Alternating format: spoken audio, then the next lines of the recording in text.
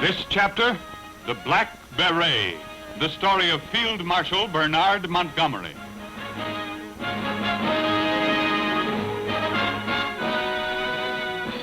He was England's greatest general.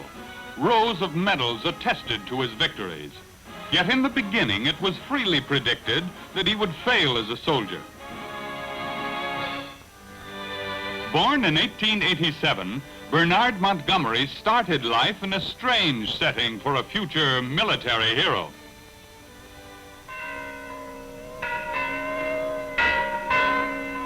Religion was the greatest single influence in those early days. Montgomery's father was a bishop of the Church of England. He hoped his son would follow his example and become a churchman. But young Monty was rebellious, unwilling to follow anyone. One day, the bishop announced his son was entering the army.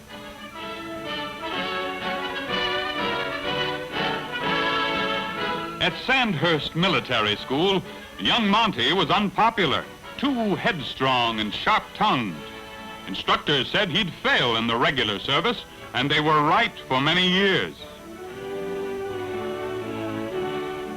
When the First World War began, Montgomery was only a lieutenant. On the Western Front, he was wounded and received a medal, but he was too opinionated to suit his superiors.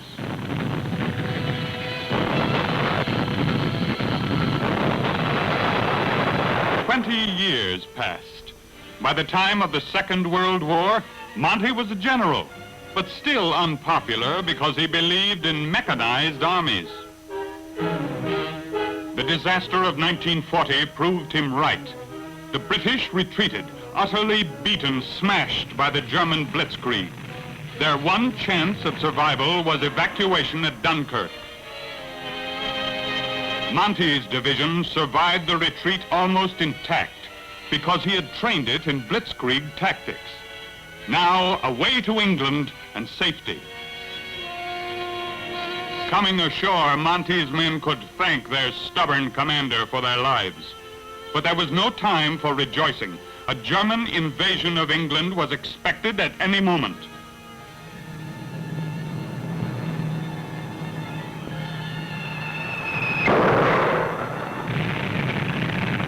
Montgomery's home was destroyed in a German air raid. His wife was dead, his young son orphaned. Suffering hardened Monty's resolve. Someday he would make Germany burn as England was burning now. Meanwhile, Winston Churchill had become Prime Minister and moved into the residence at number 10 Downing Street. He promoted Montgomery to command of the British 8th Army in Africa. Monty flew to Egypt. The story of the Black Beret was about to begin in the sands of El Alamein. A soldier had lent Monty the beret. He kept it for luck and started preparations for an offensive against the Germans. His battle-weary troops complained. The enemy commander, Erwin Rommel, was a master of desert warfare. Did Montgomery, who knew nothing about the desert, seriously think he could defeat the desert fox? With supreme determination, Monty issued his battle order. We shall win here or die.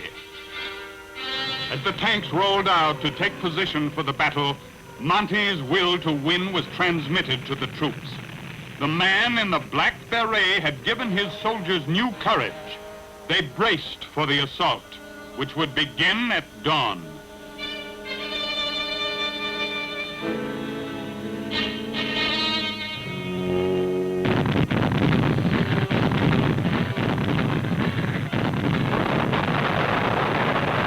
On the outcome of this battle hung the fate of Egypt and Montgomery's military future. It developed according to Monty's battle plan. Across the desert raced the British in pursuit of Rommel and the fleeing Germans.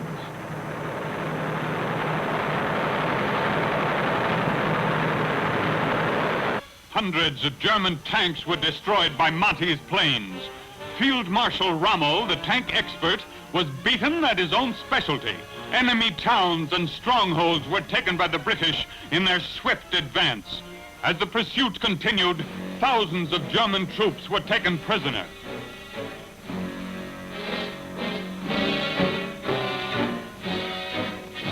The German generals held a war council.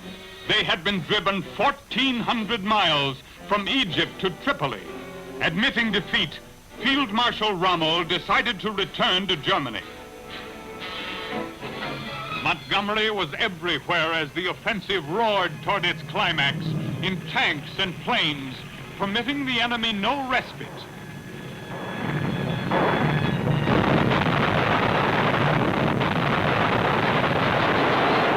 Finally, the triumphant link-up of British and American forces in Tunisia. From El Alamein, Montgomery had led the 8th Army to the conquest of Africa. The man in the black beret had won Britain's first decisive victory of the war. He was world famous.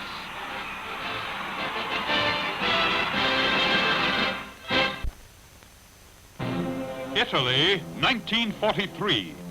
For the man in the black beret, a period of reverses.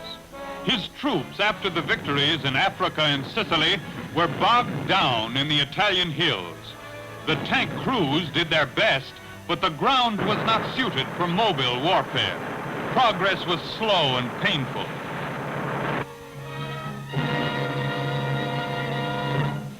Then, for Monty and his soldiers, came a day of parting.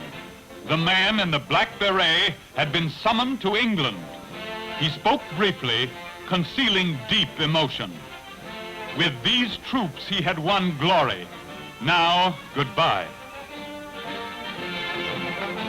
In England, responding to admiring crowds, the battle-hardened commander developed a new personality. He became friendly, smiled, and joked, and developed a talent for public speaking. Why is it that today the tide has turned and we are beating the Germans and coming towards the final climax of the war? I'll tell you why it is. It's because we've got far the best equipment and we've got far the best men. And women too. Far the best. Then to work planning the invasion of France. There were differences of opinion between Monty and Eisenhower, but in the end, they reached agreement. The plan called for a great thrust across the English Channel by British and American armies. Monty commanded all ground forces on D-Day.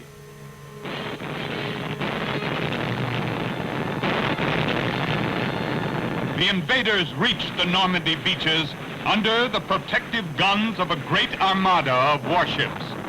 Rushing to stop them, the Germans manned their Atlantic wall defenses and the crucial battle began.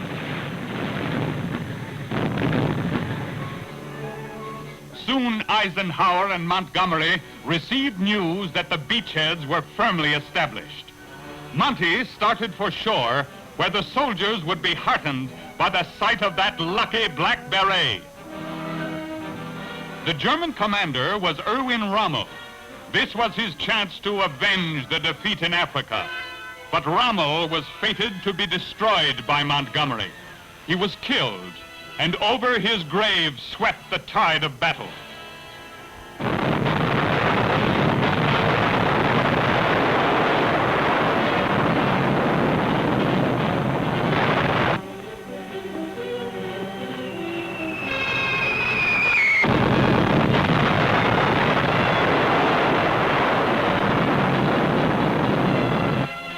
The German grip on France was broken. Germany's best troops surrendered. To them, the black beret had become an omen of defeat. It was clear, even to the enemy, that the end of the war was not far off.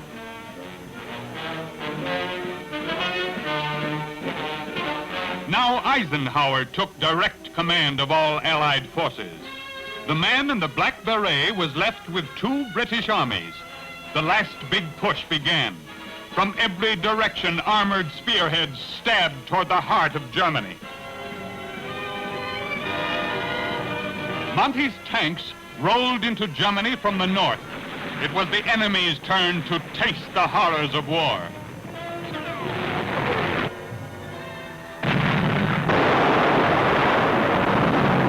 Germany collapsed, defeated everywhere.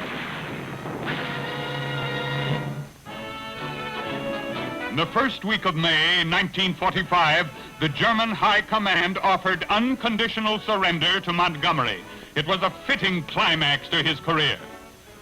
The German command agrees to the surrender of all German armed forces in Holland, in northwest Germany, including the Frisian Islands and Heligoland and all other islands, in Schleswig-Holstein and in Denmark, to the Commander-in-Chief, 21st Army Group. The swastika had been conquered by the Black Beret.